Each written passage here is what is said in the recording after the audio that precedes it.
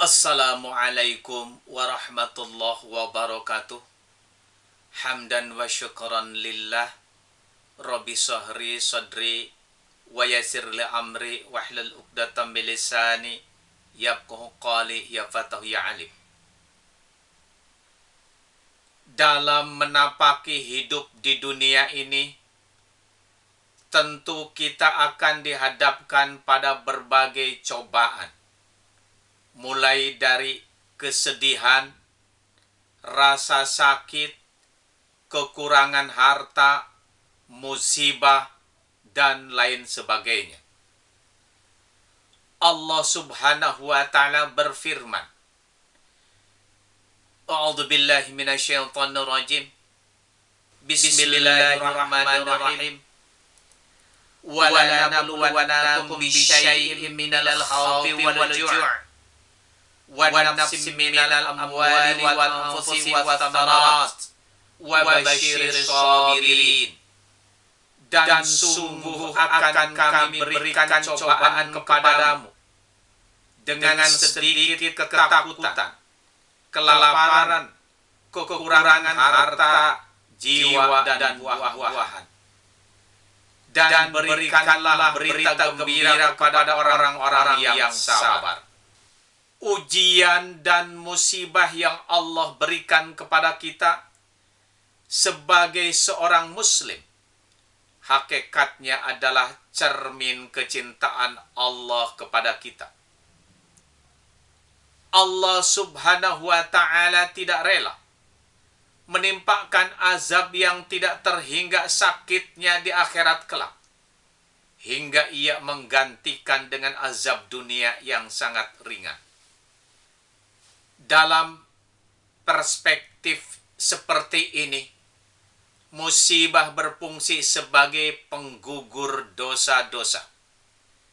Jadi semakin Allah cinta kepada seseorang, maka ujian yang diberikan kepadanya semakin berat. Oleh karena itu, ujian terberat akan semakin menaikkan derajat dan kemuliaannya di hadapan Allah Subhanahu wa ta'ala.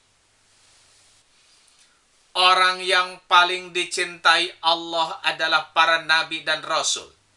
Mereka adalah orang yang paling berat menerima ujian semasa hidupnya.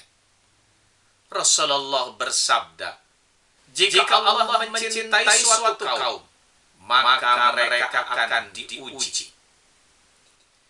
Lalu, modal apa yang harus kita miliki agar kita benar-benar menjadi pribadi yang siap dalam menghadapi ujian di dunia yang fana ini?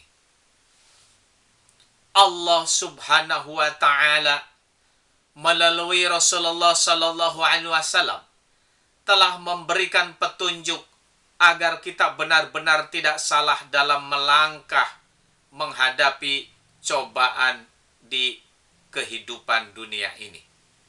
Salah satu petunjuk yang Allah berikan kepada kita pada saat menghadapi musibah adalah dengan sabar dan salat.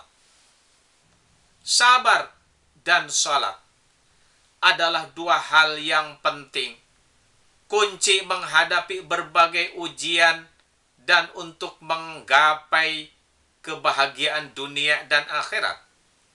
Allah Subhanahu wa ta'ala berfirman, Bismillahirrahmanirrahim. Ya ayyuhalladzina amanu ista'inu bis-sabri was-salat. Innallaha ma'as sabirin.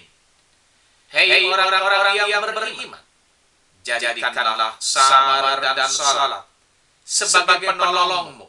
Sesungguhnya Allah bersama orang-orang yang sabar. Sehingga ketika kita menghadapi musibah, yang harus kita lakukan adalah memohon pertolongan kepada Allah dengan sabar dan salat. Bahkan Allah Subhanahu wa ta'ala menegaskan, wasta'inu bis-sabri was-salat wa innaha lakabiratun illa 'alal khashiyin.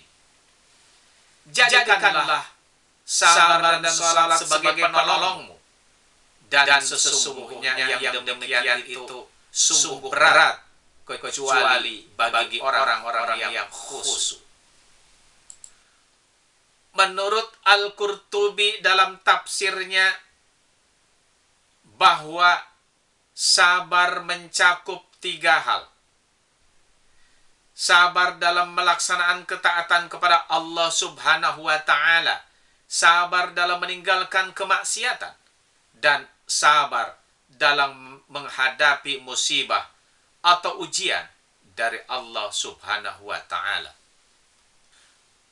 Kedua ayat di atas menjadi bukti bahwa sabar dan sholat adalah petunjuk yang utama bagi seorang muslim dalam menghadapi dan menapaki kehidupan dunia ini. Sabar sebagai bukti metafisik, bukti keimanan kita kepada Allah Subhanahu wa Ta'ala. Semua yang terjadi ini adalah ketetapan dari Allah Subhanahu wa Ta'ala. Tentunya sabar yang dimaksud di sini adalah sabar yang aktif. Sabar yang tidak hanya berdiam diri saja, tapi sabar yang terus diiringi dengan usaha atau ikhtiar.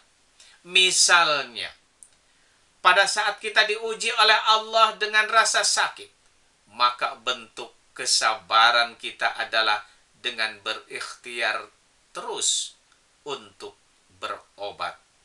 Dan kemudian diiringi dengan sikap yang menerima ketetapan dari Allah Subhanahu wa Ta'ala. Adapun sholat adalah bentuk empirik, bukti nyata ketaatan kita kepada Allah Subhanahu wa Ta'ala, serta bukti bahwa apapun yang menimpa kita, baik berupa ujian maupun kebahagiaan, kita tidak boleh pernah melupakan kewajiban kita untuk mengingat Allah Subhanahu wa Ta'ala.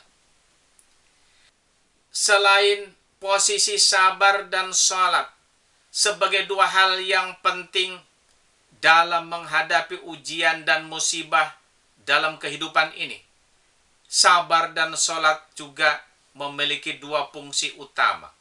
Pertama, sabar adalah kunci keberhasilan. Menurut Muhammad bin Saleh, adalah memerintahkan agar kita menerima pertolongan dalam setiap hal dengan bersabar. Karena jika seorang hamba bersabar dalam menghadapi setiap musibah atau ujian yang Allah berikan, niscaya masalah atau ujian yang dihadapinya akan menjadi ringan. Hal ini sebagaimana yang disabdakan oleh Rasulullah Sallallahu Alaihi Wasallam. Dan ketahuilah, sesungguhnya kemenangan itu beriringan dengan kesabaran. Jalan keluar beriringan dengan kesukaran. Dan sesudah kesulitan itu akan datang kemudahan. Kesabaran dalam menghadapi cobaan dapat digolongkan sebagai sebuah sikap untuk menerima ketentuan dari Allah Subhanahu wa Ta'ala. Sabar menunjukkan sikap bahwa seorang muslim tersebut ridho dengan ketetapan Allah Subhanahu wa Ta'ala. Bahkan Allah juga memberikan pujian yang tinggi kepada orang-orang yang sabar dalam menghadapi setiap kesulitan. Dan orang-orang yang sabar dalam kesempitan, penderitaan, dan dalam peperangan, mereka itulah orang-orang yang benar imannya, dan mereka itulah orang-orang yang bertakwa. Bahkan Allah Subhanahu wa Ta'ala menegaskan bahwa pahala orang-orang yang bersabar tiada batasnya, karena memang sesungguhnya tidak ada batas kesabaran bagi seorang muslim. Dan sesungguhnya kami akan memberi balasan kepada orang-orang yang sabar dengan pahala yang lebih baik dari apa yang mereka kerjakan. Yang kedua, salat adalah sebab pertolongan Allah Subhanahu wa taala. Menurut Muhammad bin Saleh, salat dapat menjadi penolong dalam setiap urusan dunia maupun agama. Sebagaimana Rasulullah sallallahu alaihi wasallam bersabda bahwa Rasulullah sallallahu alaihi wasallam apabila mengalami suatu masalah, beliau segera melakukan salat. Imam An-Nawawi menjelaskan bahwa salat merupakan benteng yang jitu menghalau perbuatan buruk, keji dan munkar.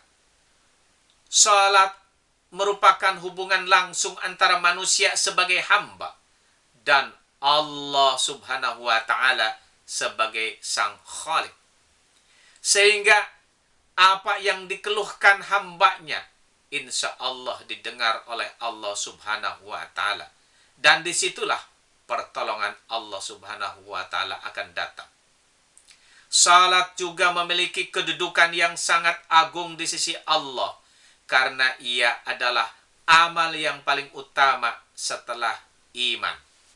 Barang siapa yang menjaga dan memelihara salatnya, sungguh ia telah menjaga agamanya, dan Allah akan selalu menjaga urusan-urusannya di dunia. Sebaliknya, barang siapa yang lalai, menyepelekan, menganggap enteng terhadap salatnya, maka Allah akan mengabaikannya. Oleh karena itu, jika menghadapi persoalan di dunia ini, maka yang harus kita perbaiki adalah salat kita. Jika kita mempunyai masalah di kantor, di rumah, bahkan di lingkungan sekitar kita, maka seharusnya kita perbaiki adalah salat kita. Dengan kita memperbaiki salatnya, maka insya Allah akan memperbaiki urusan-urusan kita. Semoga sabar dan salat ini bisa menjadi kekuatan motivasi kita untuk menafaki kehidupan dunia ini sesuai dengan arahan Allah Subhanahu wa taala dan Rasulullah sallallahu alaihi wasallam, sehingga orientasi bahagia dunia dan akhirat akan kita raih. Kurang lebihnya mohon dimaafkan. Akhiru kalam, wabillahi taufiq wal hidayah. Wassalamualaikum warahmatullahi wabarakatuh.